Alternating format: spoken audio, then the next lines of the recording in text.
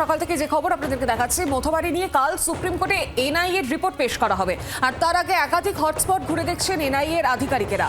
বিভিন্ন জায়গায় তারা পর্যবেক্ষণ করছেন, সরেজমিনে গোটা বিষয়টা খতিয়ে দেখছেন তারা। মূলত যে ঘটনা ঘটেছিল মোথাবাড়ি, যেখানে এসআইআর এর প্রতিবাদে বিক্ষোভের ছবি সামনে উঠে এসেছিল, মূল যে অভিযুক্ত মোফাক্কেরুল ইসলাম, তাকে ইতিমধ্যেই গ্রেফতার করা হয়েছে এবং তিনি যে উস্কানিমূলক মন্তব্য করেছিলেন তার জেরেই এই ঘটনার সূত্রপাত, এমনই অভিযোগ রয়েছে। এবং গোটা বিষয় নিয়ে এবার সুপ্রিম কোর্টের নির্দেশ অনুযায়ী এনআইএ রিপোর্ট পেশ করবে আগামীকাল, এবং তার আগে একাধিক হটস্পট ঘুরে দেখছেন এনআইএ এর আধিকারিকেরা।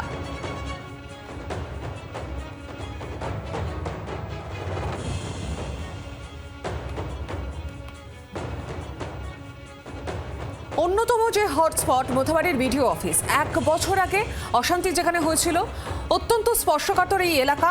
12 নম্বর জাতীয় সড়ক থেকে 9.5 কিলোমিটার ভেতরে রয়েছে এই এলাকাটা। কেন বিডিও অফিসকে ট্রাইব্যুনাল বসানোর জন্য বেছে নেওয়া হলো, এই প্রশ্ন উঠছে।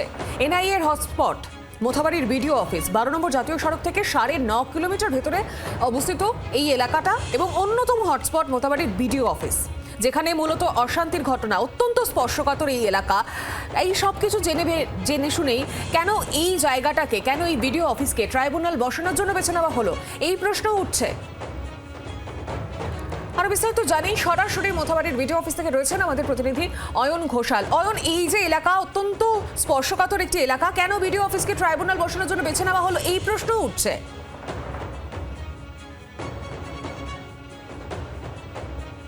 নিঃসন্দেহে এই প্রশ্ন তো উঠবে। এই প্রশ্ন এনআইএর মনে রয়েছে। এনআইএ তদন্তকারী আধিকারিকরা জানতে চাইছেন যে মালদা শহরের বুকে, যেখানে এসপি অফিস, যেখানে ডিএম অফিস, সেখানে তো অনেক নির্বিঘ্নে নিরাপদে এসআইআর প্রক্রিয়াটা সম্পন্ন করা যেত যদি সেখানের কোনো লোকেশন এখানে ট্রাইব্যুনালের অফিস হিসেবে ব্যবহার করা হতো। অথবা কালিয়াচক, আমরা যেখানে দাঁড়িয়ে আছি এটা কালিয়াচক 2, কালিয়াচক 1, সেখানকার যে এসডিও অফিস ছিল সেখানেও অনায়াসে কিন্তু এই যে প্রক্রিয়াটা চলছে এটা করা যেত। এইখানে আমি যেখানে দাঁড়িয়ে এই মুহূর্তে তোমার সাথে কথা বলছি, এটা হচ্ছে জাতীয় সড়ক কালিয়াচক মোড় থেকে প্রায় 9 কিলোমিটার ভেতরে মাঝে একটা রেল গেট আছে। রেল গেট দিয়ে প্রতি মুহূর্তে উত্তর এবং দক্ষিণবঙ্গের মধ্যে সংযোগ রক্ষাকারী ট্রেন চলে। রেল গেটটা একবার বন্ধ হলে 10 মিনিটের আগে খোলে না। অর্থাৎ এখানে পুলিশেরও ঘটনাস্থলে পৌঁছতে একটা কানেক্টিভিটির প্রবলেম সবসময় অকার করে। আমরা যদি এই এলাকার একটু ব্যাকড্রপ দেখি, তাহলে আমরা জানতে পারছি যে 2025 সাল, গত বছর ঠিক এই এপ্রিল মাসে রামনবমীর একটি শোভাযাত্রাকে কেন্দ্র করে উত্তপ্ত হয়ে উঠেছিল মোথাবাড়ি এলাকা। অর্থাৎ মোথাবাড়ি এলাকাতে এর আগে একাধিক এরকম হিংসা, অশান্তি তার খবর ছিল। সেক্ষেত্রে সবথেকে গুরুত্বপূর্ণ প্রশ্ন, একেবারে এক প্রান্তে পড়ে থাকা এই ছোট্ট বিডিও অফিস, এই বিডিও অফিসকে কেন বেছে নেওয়া হলো?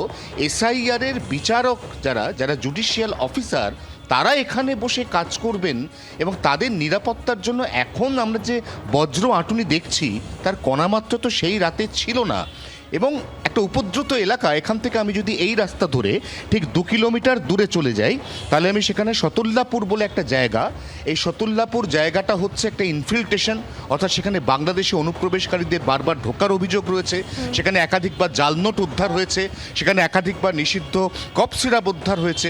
অর্থাৎ সব মিলিয়ে জায়গাটি মূলত সমাজ বিরোধী অধ্যুষিত বলে পুলিশের খাতায় রেকর্ডে আছে। তাহলে কেন এই জায়গাটাকে বেছে নেওয়া হলো? কেন অন্য কোনো বিকল্প জায়গা বেছে নেওয়া হলো না? এবং কেন জুডিশিয়াল অফিসারদের নিরাপত্তার সঙ্গে আপোষ করলেন মালদা জেলা প্রশাসন, বা টু বি স্পেসিফিক মালদার জেলা শাসক? এই প্রশ্নও কিন্তু এই মুহূর্তে এনআইএর মনে রয়েছে, এবং তাদের যে তদন্ত সেখানে কিন্তু একটা বড় পার্ট হতে চলেছে সেদিনের ঘটনার অকুস্থল, অর্থাৎ মোথাবাড়ির এই বিডিও অফিস। একেবারে অয়ন, ধন্যবাদ তোমাকে। বাংলার আওয়াজ, বাঙালির আবেগ, জি 24 ঘন্টা।